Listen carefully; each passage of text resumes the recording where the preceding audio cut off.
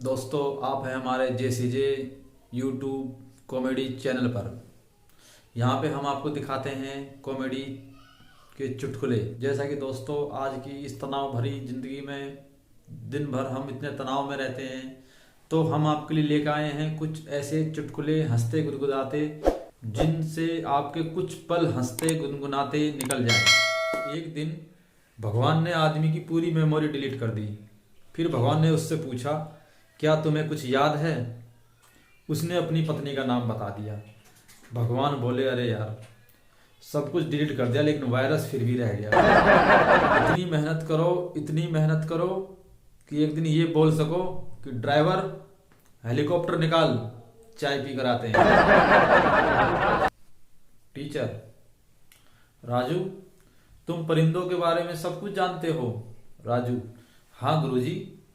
अच्छा, तो ये बताओ कौन सा परिंदा उड़ नहीं सकता? राजू, सर, मरा हुआ।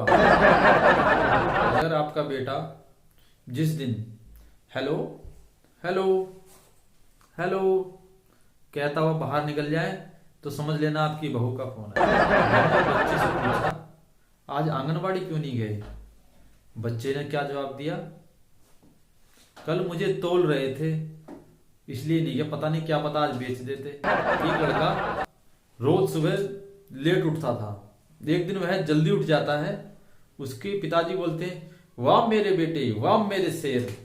लड़का बोलता है, ना तेरा बेटा ना तेरा शेर, मुझने उठाऊं सोऊंगा फिर। रूम लेकर रहने वाले लड़के अक्सर कपड़े धोकर नहीं, कपड़े सूंघकर पहनते हैं। खुशी और अफसोस की मिक्स फीलिंग तब आती है जब स्कूल में साथ पढ़ी हुई लड़की बोल दे कि उस समय मैं तुम्हें बहुत पसंद करता हूँ। यूपी बिहार का लड़का अगर बाइक चलाते समय दाएं बाएं देखकर बेचैन होने लगे तो सावधान हो जाइए, वह अब गुटखा थूकने वाला है। इश्क और कोरोना दोनों एक ही चीज है साहब, जब तक खुद को ना हो जाए विश्वास। एक शादी में पंडित जी ने कहा, पूजा की थाली लेके आओ। मैं पूजा की थाली लेके आ गया। पीछे से पूजा भागती हुई आई, अरे मुझे खाना तो खा लेने दो। एक आदमी ने फेसबुक पर स्टेटस डाला, आज मैं छत पर सोऊंगा। फिर क्या था, 15 मच्छरों का लाइक्स आ गया। एक लड़की को 1000 बार सुंदर कहो, सुंदर सुंदर सुंदर, वह भरोसा नहीं करेगी। उसको एक बार मोटी कह दो, वो आपको जिंदगी भर नहीं भूलेगी। एक बार एक पागल बीड़ी पी रहा था। दूसरा पागल कहता है, यार इसमें से धुआं नहीं निकल रहा। पहला पागल, कर दी ना यार पागलों वाली बात, ये CNG बीड़ी है। शादी के बाद पहली रात को पप्पू बहुत कंफ्यूज था कि अपनी पत्नी से क्या बात करे। आधे घंटे बाद डर डर के बोला, आप घर तो बता के आई है ना कि आज रात यहीं ठहरेंगे। वो बोली, मैं बहुत ब्यूटीफुल हूं। मैंने कहा, चलो अपना आधार कार्ड दिखाओ।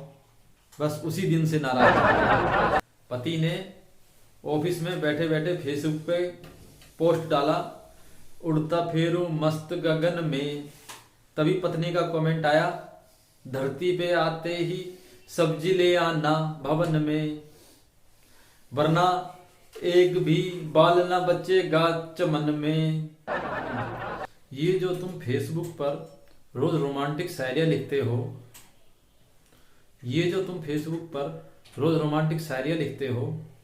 ये तेरी जुल्फे हैं जैसे रेशम की डोर, ये तेरी जुल्फे हैं जैसे रेशम की डोर, ये किसके लिए लिखते हो?